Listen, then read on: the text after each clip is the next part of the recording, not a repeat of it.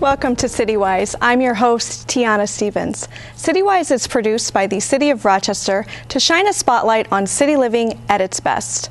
The Pathways to Peace program is part of the city's Bureau of Youth Services with a focus on steering at-risk city youth towards positive life choices and away from violence. Pathways to Peace outreach workers focus on prevention and intervention and mentor young people to help them grow into productive members of the community. The program is now in its 15th year and it's funded by the City of Rochester, but often works in collaboration with many other agencies in the region. Joining us today is Ray Mayolese. He's a youth intervention specialist, and school resource officer Moses Robinson. Thank you both for joining us. Ray, can you start by telling us just a little bit of background about the Pathways to Peace program and how you became involved? Well, Pathways to Peace has been around since 1998. I can go back to maybe one incident where the mayor thought that it's about time that we create such a program.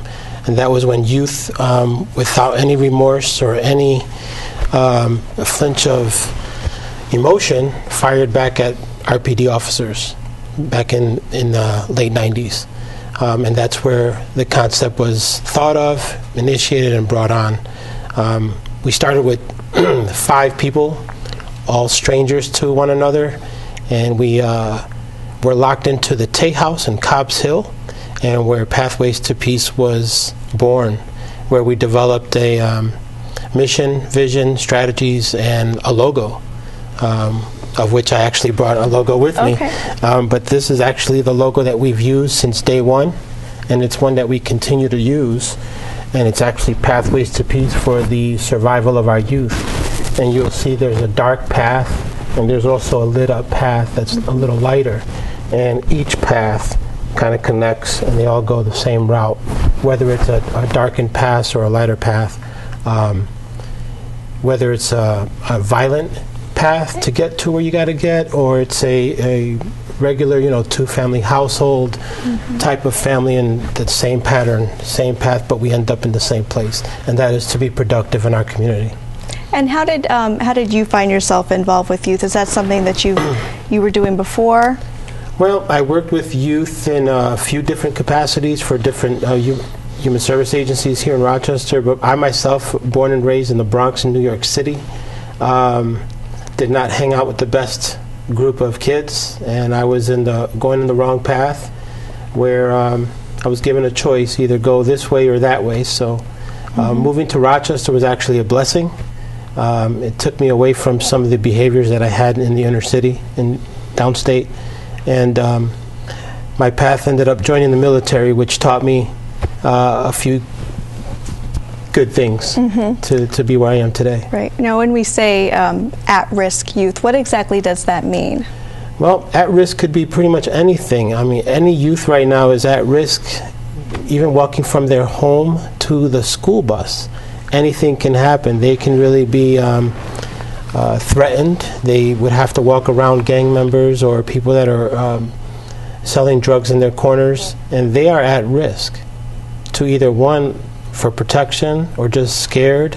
I mean, I had one youth that it took him 15 minutes to walk to the bus stop when it was only across the street, and that's because he took an alternate route to get to that same bus stop, so he didn't have to pass those drug dealers or gang members. Okay. How would you describe the Pathways to Peace program if you were talking to a young person? Well, we are all real. We talk the talk, and we also walk the walk. The ones that have been working with outreach know the streets. They're from the streets. So there's nothing that we don't know and we haven't been through. I mean, every case is different, but if I see a youth on the street, I want to tell them that who I am, where I come from, what I'm about. And we just start to bring the barriers down. Building relationships is the key to our job, and that is to gain the trust, gain the confidence of who we are, what we do, and what we can offer. And that is just, that's what we do. And you have an office, at the Danforth Community Center, but really most of your work is out in the community. Right. Our physical office is 200 West Avenue at the Danforth Community Center, but our main office is the streets of the city of Rochester. Is there a typical day? Is there such thing as a typical day for Pathways to Peace? What would that look like? There is no typical day. We started out, I would say, 15 years ago in '98, doing prevention. Now we're more of a reactive team where we just react to a lot of incidents. We're called numerous times by different agencies, the school district. There's a lot of issues going on, and sometimes we get called to put out those fires and to assist with them. Now, Officer Robinson, you've been with the department for 28 years, and you've been working with youth almost the entire time. So congratulations on that. Thank you. What is your role right now, and how does that relate to Pathways to Peace? Well, currently I'm a school resource officer, as I've been for the last 18 years. I was assigned to East High School, where I was grown by my experiences as a school resource officer since 1985, 1986. And I was one of the first batch of school resource officers that were assigned to the city school district in the collaboration between the city school district and the Rochester Police Department. And so when I say grown, I mean that this was a program that was partnered together with the city school district and the Rochester Police Department. And it was new for us to be in the school, but the primary focus of resource officers were to be available to young people in their environment, to foster a greater understanding of young people and their environment where they spend most of their time. And so for me, as a school resource officer, being at East High School, and now I'm in transition where I'm either at the Northeast, Northwest, also known as Douglas, or at any school on any given day. But it has been a wonderful experience because, for the most part, it's an even exchange, developing relevant relationships with many of our youth, in partnership with our school district staff. I think that, and then, of course, the relationship we have with the Pathways to Peace workers, and that's Mike Brooks, we call him Mighty Mike, Bev Jackson, Victor Saunders, and I hope Victor gets well soon. He's had an accident, but and of course Ray. We've developed not just a team approach, and I think Ray could attest to this. We've actually grown together as a family, as a group, and where you'll find one sooner or later, the Rochester Police Department SRO, or the Pathways to Peace worker, or the teen empowerment worker, we all convene in a certain area. Now, Ray mentioned building trust with young people, very important. As a school resource officer, how do you do that?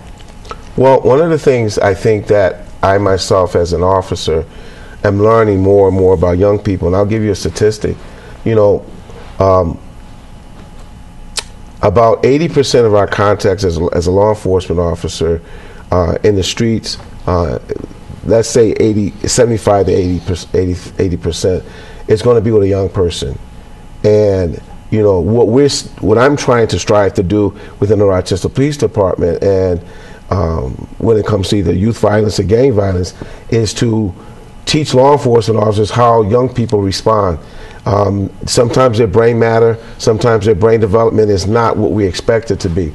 Sometimes young people have had certain traumas that have happened to them in their life, and some of that may have been imposed due to domestic violence. So they don't necessarily see the connection as the police as a resource, as a friend, or as a as a human being. So putting officers in a school to build those relevant relationships absolutely has helped to redefine how officers are seen by many of the kids in the city of Rochester, but in particular in the city school district.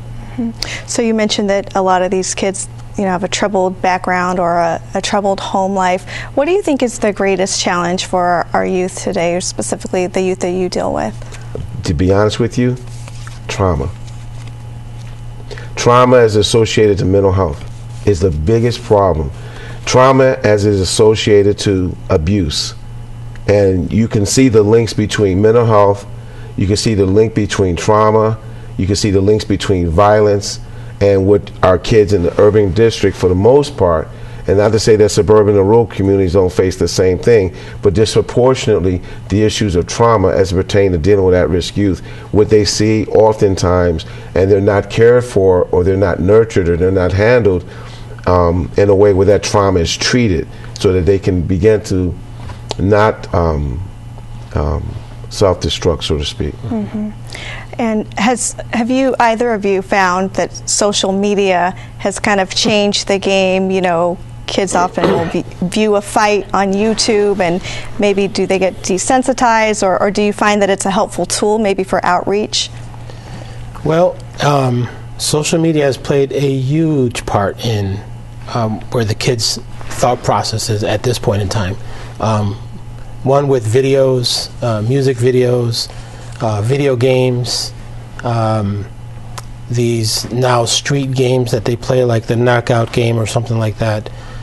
But I track a lot of my youth on Facebook, and I when I get one referred to me, I make them make me their friend on Facebook, mm-hmm. so that we can keep in touch, and I can see some of the things that they're doing.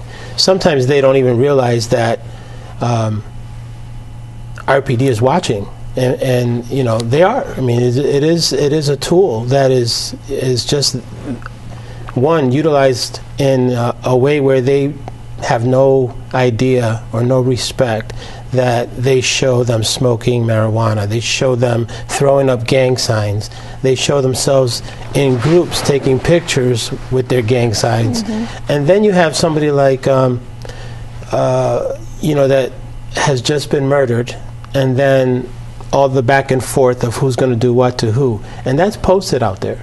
So that is one. I mean, it's a tool for RPD, definitely, but they just really don't understand that. Mm-hmm. Kind of a double-edged sword. Yes. One of the things I talk about when I do trainings is that, I use a Greek mythology type of reference, and that's the Greek mythology of Icarus.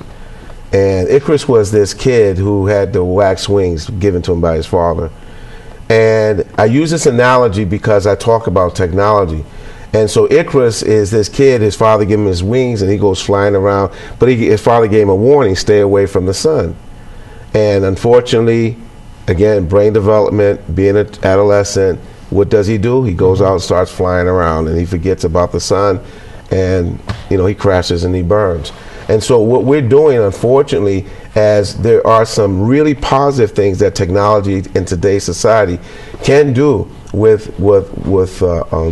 impacting young people to understand that their behavior is unacceptable, and we want it to be more governable in our society, particularly in the Rochester community. We need to understand that there's certain children who will be given cell phones and access to the internet that in an immature way they're not able to handle those wings and the level of maturity and access to information that they're getting. So they're abusing it. But then again, they're young people and they're kids, and they're not mature enough to handle what's been given to them. So those are the wings I'm talking about.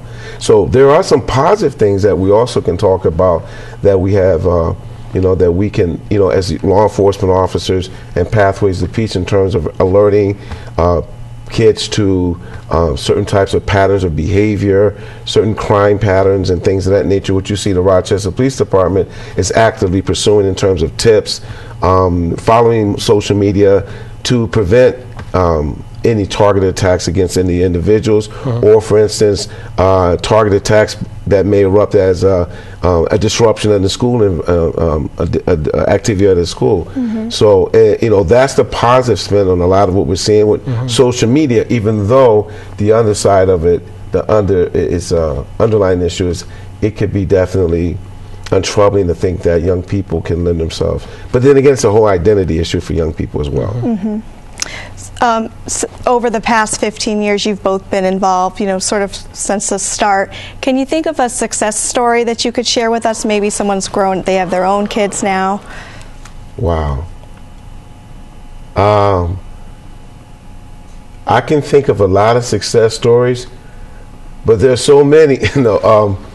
I think there's a lot of success stories. I think that, unfortunately, because we deal with such, we don't look at the successes that we've accomplished. I think that what we're focusing on in some cases, we're right on that edge of trying to make sure those other kids who are not successful are pulled back from this fine line that they're on. As I said, with our relationship with teen empowerment and other groups that we've worked with. I have a couple actually. Back in when we first started, we were tied in with New York National Challenge, which was actually a National Guard program. So we had a couple youth that were, again, they were gang related. They had probation, some issues with the law. But we were able to get them into the National Guard, and they're now enlisted service members. I mean, that's a success story. We have one now that he's a youth intervention aide for us right now, who went through as we worked with him. He worked with us. He stayed, away from that environment, and he's now helping us spread the word, and he's an outreach worker with us. So just those are success stories. But we don't celebrate them enough. Right. I think we need to do a better job of celebrating our successes. Sounds like we should, But I just want to say that I strongly believe, and it just doesn't come to my mind. We'll be walking in a store somewhere, at a Target or at a Wegmans or someplace, and that success story run up to me. Moses, remember me? Ray, remember me? And they were part of the program. They came in contact with either Ray, myself, or all of us, and asked, how's Ray doing? How's Bev? How's Mr. Vic? How's Mr. Mike? And so those are the stories that we get, and we're happy that we can celebrate that child's life, because we saved a lot of people, even though we may not be able to call their name specifically. We know we've saved and made a tremendous impact in a lot of people's lives. That's one thing that's unique, is that all of us play a part in that role. It's not like we're just pathways to peace, but everybody knows us. So when I bring in a client, Ms. Bev brings in somebody, we all get to know that one client. We really build a bond with that client. So it's like they become part of the whole Pathways family. And then, most of them know Mr. Moses anyways from school. Or he's picked them up. He was in the van, and they were truancy. The truancy. They were being truant, and he picked them up. So then you're being truant. Okay, I got a place to bring you. Well, Pathways to Peace might be that place. Okay. Now, Officer Robinson, you mentioned, that there's some youth that need a little extra attention, and maybe they're going in the right path and they fall off or they go astray. What is the follow-up? How do you keep in touch and make sure they become a successful adult? Well, what we need to do, and this is what we call either wraparound services or aftercare. And this is very important, because I think it's not just that first contact you have with a kid. It's identifying the child's needs, and especially with the school resource officers and the school-based health intervention programs. Because as I said before, one of the number one reason that I can identify of what's going on with our kids is a lot of mental health, a lot of trauma. And so it's not just feeding the kid, it's not even some cases, the education. One of the things we talk about when you talk about trauma, they say that you can't teach me until you reach me. So having to first identify what is really going on with the student, and building that relationship and building that trust. And once you build that relationship and that trust, then I can access Pathways to Peace. I can access my clinicians at my school, or the Center for Youth Services, because that kid may have multiple needs.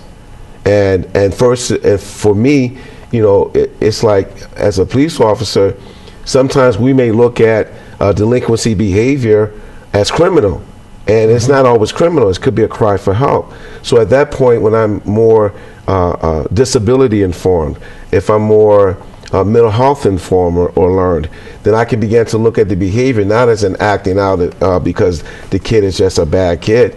He's acting out because he's hurt, he's angry, or she hasn't had their medicine. So now my first contact with them, I have to sit back and study what's really before me. But I will never be able to do that until I have the training and the awareness of these behaviors in order to be able to refer them to our partners and that we work with. And just to add to that, with wraparound services, is we're all tied into a bigger model. We have a neighborhood consortium that has about 70 plus agencies in that consortium.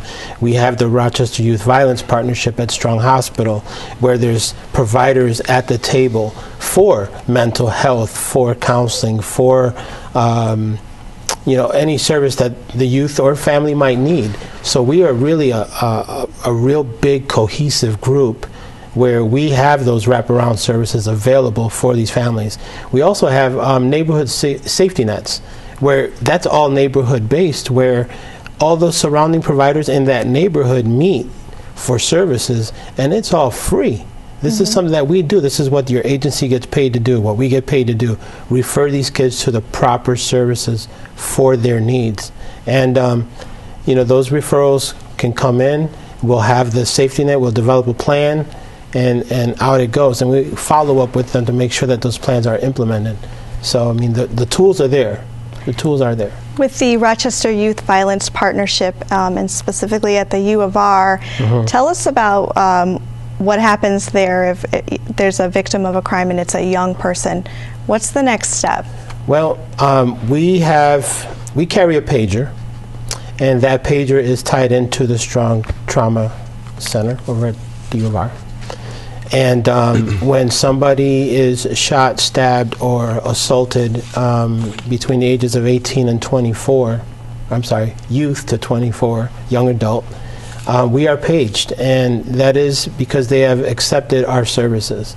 So then we'll go out to the hospital at whatever time of night, and we will speak with that youth, speak with the family members, speak with for instance, if it's a gang member who was shot or stabbed, usually the rest of their members are there at the hospital as well.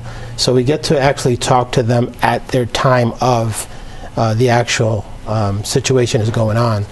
And we're able to really calm them down, really share with them that we're there if they need our services. And there is alternatives to gang and gang violence. That youth later, just before discharge, is shown a Voices of Violence video. And in that video, it's a couple of people that have passed. It's encouraging because it's very real, it's very intense, and it tells them that now that they're in the hospital, they're at a higher risk to come back to the hospital. So choices need to be made right then and there. And we offer those choices and opportunities to make change. So we work closely. RPD is usually there before us doing their investigative process and doing that. We kind of wait till all that's done, and then we talk with the family members and the victim. You have something that you carry with you there on your neck, a picture of a young man, a victim of violence. I do. This is a victim that was murdered on December of last year, December 2nd. And this is Kumari Hardrick. And this is really, at this point, wrong place, wrong time for Kumari. But Officer Robinson had Kumari at East High School. He was, worked with Pathways. He worked with teen empowerment. And, it's just sad that this was really close to home. But we were there at the scene. We were there at the hospital with a mass of people from that Genesee area. And we were there just to console them and tell them that we're there, we care. We also went to the Candlelight Vigils, where we just prayed with them and we shared with them, and we continue to embrace the youth. Then we also attended the funeral, the wake and the funeral, where Officer Robinson can probably fill you in, but we were there to give our condolence, to also make sure that the kids who were traumatized, and another statistic is that when I was growing up, I think I went to one funeral until I became a senior. These kids now, when they're a senior, they've been to 30 plus funerals. That's huge. That is huge, and that's trauma. If they, you can't really. How do you counsel that? So that is the trauma that we're dealing with right now. But going back to the funeral, RPD was there, to help support as well. Yeah.